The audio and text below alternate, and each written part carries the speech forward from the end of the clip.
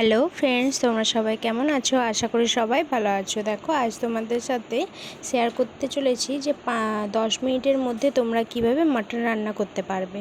এখানে দেখো, আমি মাটনের চর্বিগুলো অনেকেই বলো যে মাটনের চর্বি নাকি গলে যায়, কিন্তু এই প্রসেসে যদি তোমরা করো মাটনের চর্বি কিন্তু গলবে না। দেখো, গরম জলে চর্বিগুলোকে দিয়ে নুন হলুদ দিয়ে ফুটে গেলেই নামিয়ে নেব। এরপরে দেখো, এখানে মাটনটা ম্যারিনেট করবার জন্য নুন দিলাম, হলুদ দিলাম। এরপরে দেখো, অল্প নয়, একটু বেশিখানি সরষার তেল দিয়ে দিলাম। সরষার তেল, জিরে গুঁড়ো, ধনে গুঁড়ো দিতে থাকলাম। এরপরে দেখো, কাশ্মীরি মির্চ, যে যেমন স্বাদ পছন্দ করো সে সেরকম কাশ্মীরি মির্চ। এরপরে দেখো, একটু মিট মশলা নিলাম, অল্প গরম মশলা বেশি দেওয়া চলে না, কারণ তাতে গন্ধটা চলে যায় একেবারে। এরপরে দেখো, গোলমরিচের গুঁড়ো দিয়ে দিলাম, যে যতটা ঝাল পছন্দ করো সে ঠিক ততটাই দেবে।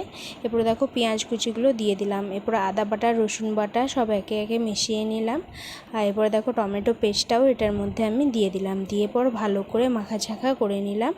করার পরে তোমরা যদি চাও তো কাগজিটা একটু দিতে পারো, না চাইলে নাই বা দিতে পারো, কোনো অসুবিধা নেই, কাগজিটাকে স্কিপ করতেও পারো। এরপরে দেখো, আমার চর্বিগুলো হয়ে গেছে সিদ্ধ করা, তো চর্বিগুলো তুলে রেখে দিলাম। ওই জলটা কিন্তু ফেলবো না, জলটা কিন্তু রেখে দেবো।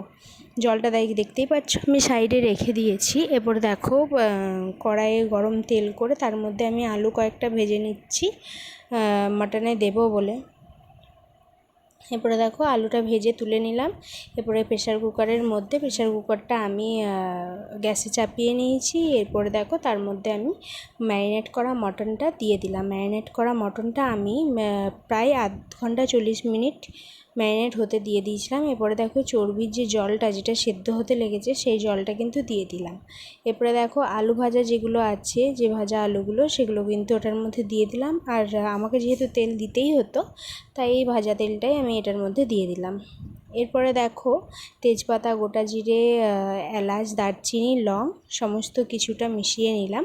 মিশিয়ে নেওয়ার পরে এরপরে দেখো, আমি এরপরে প্রেশার কুকারটা ঢাকনা লাগিয়ে দেব। প্রেসার কুকারটা ঢাকনা লাগিয়ে দেওয়ার পরে আমি এখানে 3টা সিটি দেব। 3টা সিটি দিলে তোমরা যতক্ষণ ম্যারিনেট করবে তার উপরে পুরোটাই ডিপেন্ড করছে। আমি যেহেতু 40 মিনিটের মতন ম্যারিনেট করে রেখেছিলাম, তাই এখানে 3টা সিটি দিলাম। 3টা সিটি দেওয়ার পর এরপর দেখো, এটার মধ্যে মিট মশলা আর অল্প গরম মশলা দিয়ে দিচ্ছি। দেওয়ার পরে আরেকটা সিটি ফেলবো। সিটি ফেলার পরে এটা কমপ্লিট হয়ে যাবে। আমার 4টা সিটি লেগেছে। তোমরা যতটা ম্যারিনেট করতে যদি বেশি সময় লাগে তাহলে 3টে সিটিতেই কিন্তু হয়ে যাবে। এরপর দেখো, একটা সিটি দিয়ে দেওয়ার পর এরপর আমি চর্বিটা ওটার মধ্যে মিশিয়ে নিলাম। মিশিয়ে নেওয়ার পর আমি কিছুক্ষণ ফুটিয়ে নেবো। এখানে একটু ঢাকা দিয়ে রেখেছিলাম। মাটন যতটাই ঢেকে রান্না করা যায় ততটাই টেস্ট ভালো হয়, কারণ গন্ধটা বেরিয়ে যায় না। তো এখানে দেখো, ঢাকা দিয়ে করেছিলাম, তোমাদেরকে সেটা দেখানো হয়নি। এবার দেখো, আমার রান্না কিন্তু কমপ্লিট হয়ে গেছে। 4টা সিটিতে মাটন রান্না হয়ে গেছে। বড় জোর 10 থেকে 15 মিনিট লাগবে, তার বেশি কিন্তু সময় কিন্তু তোমাদের লাগবে না। কিন্তু হ্যাঁ, মাটনটাকে কিন্তু ম্যারিনেট করে রাখতে হবে। চলো, টাটা, বাই বাই, সবাই ভালো থেকো।